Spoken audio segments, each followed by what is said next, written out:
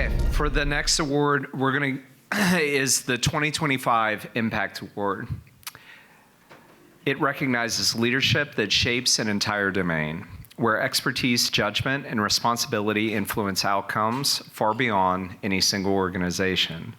The 2025 Impact Award is awarded to an individual whose work has significantly impacted a specific sector, cluster of sectors, or agencies through technical excellence, innovation, and exceptional leadership. This year's Impact Award recipient is Dr. Kelly Fletcher.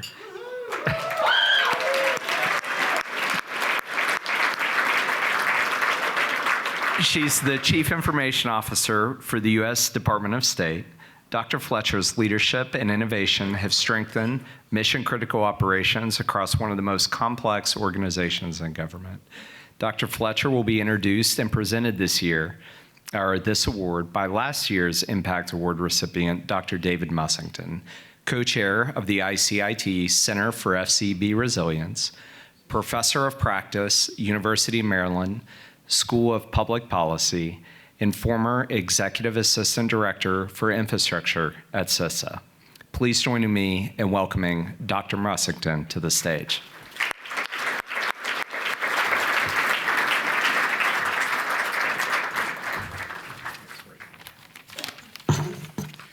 And thanks, everyone. It's great to be back. I can barely see anyone from here, but I know you're there. It's great to be in this community of friends again. 1 year has flown by, and I'm back safely in academia where I can have work-life balance, believe it or not, and I can actually get up at later than 5:30 a.m., which was my habit for the preceding 5 years. It's a pleasure to be here, and the ICIT Impact Award for me was one of the sort of milestones of my career, and I appreciated the recognition and appreciated the community that Parham and Corey and others have built here. I knew Parham, at least, when meetings like this took place in smaller rooms when there weren't many people other than those he had leaned on to invite were in attendance. So this is a great tribute to his efforts and the community that he's built. For me, ICIT means practical work to improve critical infrastructure security and resilience. I saw that as an academic prior to joining CISA, and I see it today. That means focusing on energy, communications, transportation, water, and the interconnection of those critical infrastructures that provide critical services that we all depend on. It's the practicality of solutions and suggestions that gives ICIT a special flavor for me, and the community of people who come together to make a difference where theory falls short and action is necessary, where others end up in study sessions, sort of like where I work right now. Others take action to deploy solutions that people need to make sure that they have reliable and predictable services, which unfortunately, as was just observed, are under assault. I think it's worth taking a step back and thinking about what's changed in the last year. Has the threat changed? Has it gotten better? Has it gotten worse? Have our responses intersected with the threat the way we wanted them to? Are we better organized for cyber defense and for critical infrastructure security and resilience than we were before? Are the challenges of public-private partnerships better addressed now than they were in the past? I think the answers to those questions are all sort of in the wind a little bit, but I'll make a couple of observations. If you're threat-driven, and I think ICIT is driven by threat insights, then whatever the particular solutions of the day, you're always going to need partnerships with your friends and with people who see the world the way you do. That's ICIT's special sauce. It puts together a venue, it enables and facilitates collaboration based on facts, based on evidence, and based on a commitment as Americans to have each other's back. And that's one of the things that makes ICIT a special place for me and for colleagues. So I want to thank Corey and I want to thank Parham for allowing me to be a part of that community. It also allows me to sort of say how proud I am that Dr. Kelly Fletcher, who is not just a successor, but is a path breaker, in receiving the Impact Award for this year. So for 2025, the ICIT Impact Award goes to the Secretary of State's CIO. What a fantastic vindication of the importance of that agency and that body for the shared threat perceptions that we need to respond to in the coming era. As Chief Information Officer of the U.S. Department of State, Dr. Fletcher leads technology and cybersecurity for a global enterprise in nearly 190 countries. Often in high-risk, high-pressure environments, her work reflects a deep understanding that resilience is about continuity, ensuring communications remain available, systems remain secure, and people remain connected, especially during crisis. As was observed earlier, the threats aren't going away. They have their own azimuth, their own velocity, irrespective of what we do. As an old boss of mine at DOD a long time ago said, whatever we do, the threat actor has a vote. They have a vote in what we do, how effective we are, and whether we actually get to play the next day. Dr. Fletcher's career spans DHS, the Department of Defense, and now the State Department, where she has consistently raised the bar for technical excellence, innovation, and mission-focused leadership.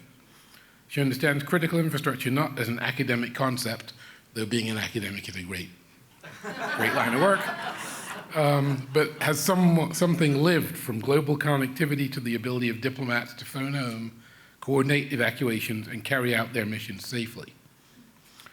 Dr. Fletcher understands resilience because she has lived it operationally. She knows that when communications fail, missions slow or stop, and when infrastructure fails, people feel it immediately. People bear risks when infrastructure fails, and that's something that we all need to remember. These aren't academic concerns. Her leadership is focused on keeping systems working under pressure, so diplomats can communicate, evacuations can happen safely, and the mission continues even in unstable environments, and we are living through unstable environments as has been observed before. For her impact, for her leadership, and for her commitment to resilience in practice, again emphasizing the practicality of the requirement to respond. It's my pleasure to award Dr. Kelly Fletcher the ICIT Impact for this year as someone who really exemplifies the best of the future we can have in this policy area. So welcome, Dr. Kelly.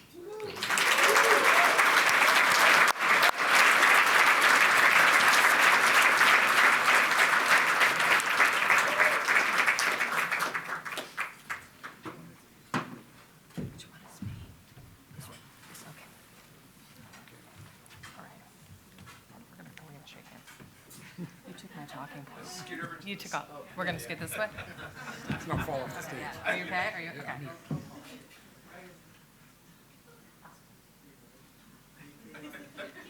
Okay, we're stopping. It's enough. Can I take this with it? Okay. Later. Okay, thank you. I'm just really humbled. This is really cool. First I want to thank ICIT because I've had really interesting and fun conversations tonight with a lot of people from all different places, from industry, other folks in government. It's been a really great night. I think it's going to continue. The second thing I want to do is acknowledge that I have a big team at the Department of State, and they're phenomenal. I've pointed a lot at things, do this, but I don't do anything. And everybody who's a leader knows that. So I have an amazing team at State. The other thing I'll say is I think I have the coolest job in the world. My apologies to you all. But, something I learned when I went to the State Department is that, critical infrastructure is invisible. And most of the time in America, it's invisible, right? Like the power works and your phone works and the internet's on and the government isn't turning off the internet. Like things work. And we operate in 190 countries. And in a lot of those places, things don't work. And I think everyone in this room knows that. But I can say as we see crisis after crisis, the thing that I ask as the CIO of the State Department is, can they phone home if they need to? And so from a telecommunications perspective, critical infrastructure is so important. It's a safety of life issue. Also, cybersecurity is near and dear to my heart. Operating in all these places, we have a super high threat profile. We both want to be able to use our communications, and we want to know that we're the only people using them.